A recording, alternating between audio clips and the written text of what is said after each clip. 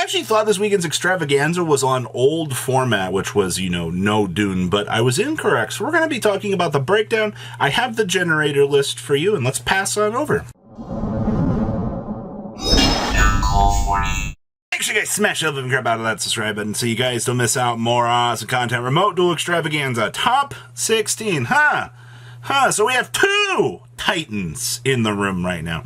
We have Kashtira taking the lead with 6 variants in Top Cut. I mean, once again, this is the consistent monster that we've been used to seeing all format here. Like, this doesn't change as much as you think that, well, maybe something's going to knock Kashtira off the pedestal. No, it still is kind of holding here. Now, on the flip side of the equation, we also have Purely here with 5 variants in Top Cut. So 11 of your top 16 are New Age meta, and I did talk about in the top metagame deck or top 10 breakdown here that Purely, now that it has access to the new Nor, it is kind of starting to feel a little bit further ahead of the competition. Now remember, we do have restrictions in place that do dial back the power scaling just a wee little bit for Purely, but the rest of the deck is going to get the chance to leap into action. If you're playing 3 leap, please don't. Now, your rest of leaves you 5 decks here. We had 1 generator, which I'm actually surprised. See, the generator kind of came out of nowhere here and actually functioned. Like, I'm actually very perplexed about that, but when you look at the list here, you kind of understand. We also had Labyrinth coming through here as well. Labyrinth has been old reliable, which is good. Marin says, at this point in time, if you don't know how to beat the Aqua Argonaut play with like the Equip 3 with like the Battle Ocean, you're just gonna have a bad time. Like, this deck has turned out to be one of the best investments that you could pick up and actually do well with. And then of course we have Vanquish Soul doing well here, and of course one whole Dragon Link. Dragon Link still kind of doing its thing out here. I think that's actually pretty good to still see. So good stuff. Now our top 8 here. You're going to have 4 Purely Duelist in your top 8. That's a lot. Like, let's just take a moment to appreciate that. I mean, up here in the top left, you had Purely versus Labyrinth. Labyrinth ends up advancing. Top right, you have Marincess versus Purely. Marincess advances. Bottom left, you have Purely versus Kashtira. Wait a minute. You said we had 6 Kashtira decks in the top cut? Robbie, there's only 1 in top 8. Yeah, Kashtira got decimated. Holy moly. So Purely advances, and then Vanquish Soul versus Purely down here at the bottom. So it makes your semifinals 2 Purely, a Labyrinth, and the Marincess. And then, unfortunately, Labyrinth does overcome the power of Marincess.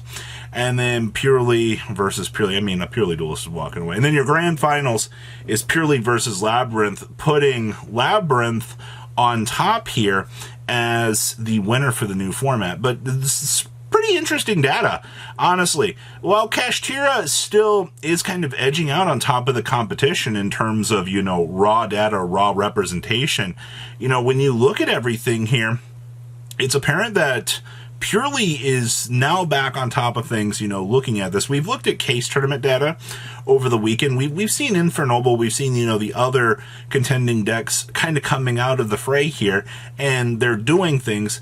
But on the higher levels of competition, I think you're still going to see things like Infernoble and whatnot start to succeed, because it's going to be a shakeup between which rogue decks tend to do well.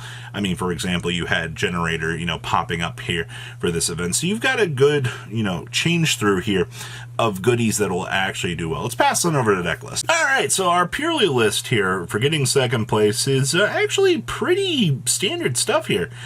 We opted for, Ash, Drolls, and the Veilers, and of course the Imperms, which is pretty standard. I mean, you've got people that rotate out the Drolls for Nibiru's, depending on, all your meta is going to come on down to. You have the books for the defensive options, and then we're main decking the 1 talents here to kind of make sure that you can capitalize and get the job done. And then, of course, you do see that we are playing the 1 leap to be able to sit up and do your thing. Down in the extra deck, we are playing the Slacker Magician. This has become a pretty big standard addition to the deck. The card is very, very good.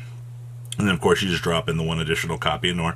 Worst case scenario, you just stack up make as many of a materials use as you need, and then board clear your opponent. Side deck here, we do have the additional Book of Eclipses here, so you can go ahead and, board break your opponent if you need. 6 books is incredibly powerful when it needs to be.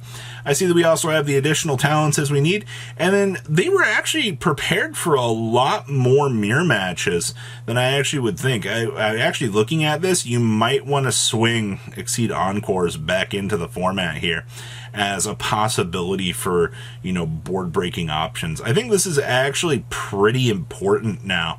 If we're expecting to see this much purely continue to do its thing, Exceed Encore just gets even more insane value at the end of the day. So definitely something to focus on here as well. Now, as we swim on over here to our other deck list, see what I did there?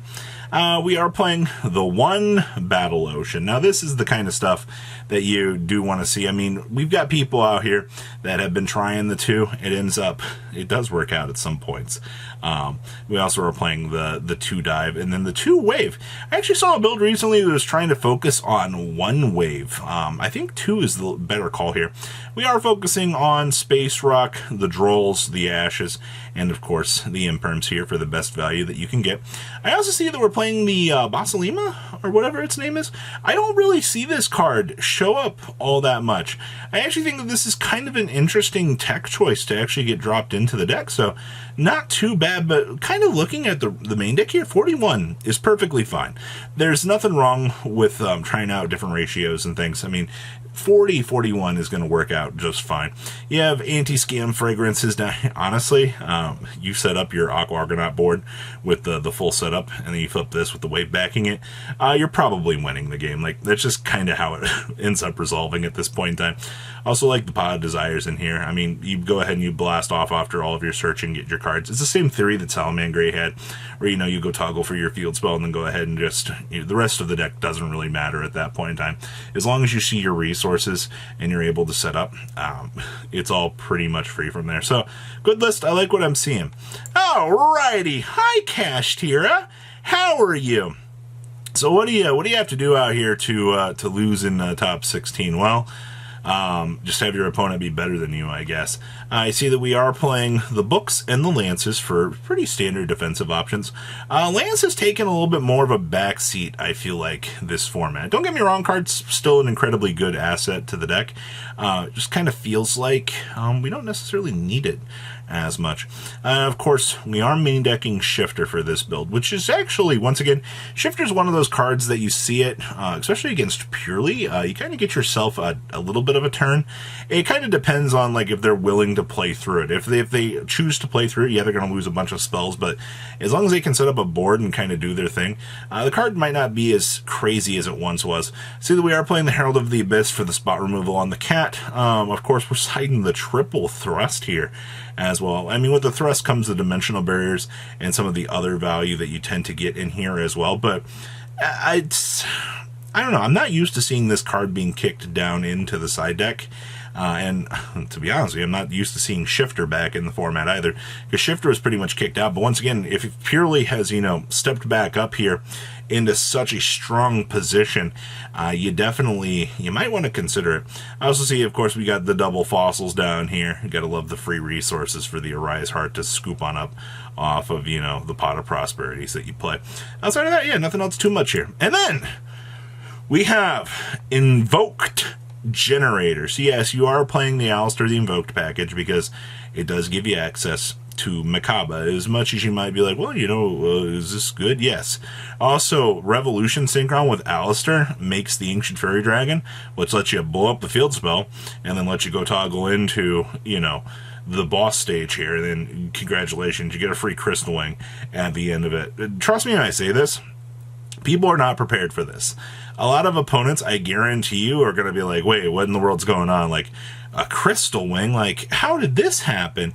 And at the end of the day, it's actually incredibly strong. I also see that we are getting away with playing the Utopic F-Zero package in here, as well the Generator boss monsters here. Nice split. Deck, I like this. These ratios feel very well thought out. The way that this deck plays out is also incredibly strong as well. You'd be surprised, once again, the amount of people that just don't know how to play into Generator, especially when they start setting up, the boss plays. Also, like the 2 cross out here with the 2 tuning. Also, I think 45 is fine. Like, you're not running into too many deck building issues here at the end of this. So congratulations for everybody that topped this event. I like the results that I'm seeing here, and whoo boy, what a top cut. So please, leave a comment down below, tell me what you guys think. I'll see your beautiful faces back here later today, guys. Peace out. Patrons, thank you.